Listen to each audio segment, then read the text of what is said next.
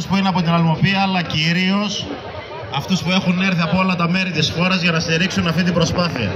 13η, Γιώργο, 16η γιορτή καστάνου, ένα προϊόν που προσδίδει πάρα πολύ μεγάλη αξία στην αγροτική και τοπική οικονομία της περιοχής. Θέλω να εκφράσω τις μεγάλες μου ευχαριστίες για τη δύναμη την εκλογική που μας έδωσε το χωριό. Βέβαια οι εκλογές έχουν περάσει, αλλά δεν μπορώ να μην αναφερθώ σε αυτό. Μας δώσατε μια ισχυρή εντολή. Μας γεμίζει με ικανοποίηση, με αισιοδοξία, αλλά και με μεγάλη ευθύνη, και να υποσχεθούμε σε όλους αυτούς τους ανθρώπους που είναι σήμερα εδώ ότι κάθε χρόνο που θα έρχονται θα βλέπουν αυτό το χωριό αλλά και την ευρύτερη περιοχή ακόμη πιο όμορφη.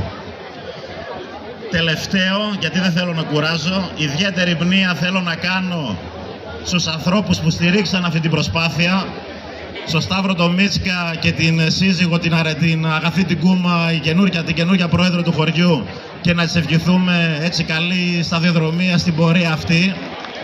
Τη Σταυρούλα τη Λαζάρου, το Γιάννη το Λαζάρου, τον Κωνσταντίνο το Ζουντουρίδη, την Πετρούλα μας, την Κατερίνα μας.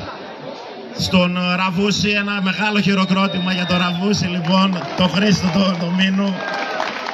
Μ' αγκαλιάσατε και σας υπόσχομαι ότι 5 χρόνια θα σας αγκαλιάσω και εγώ για να κάνουμε το καλύτερο δυνατό για αυτό το χωριό που κατά γενική ομολογία είναι το ομορφότερο χωριό του Δήμου.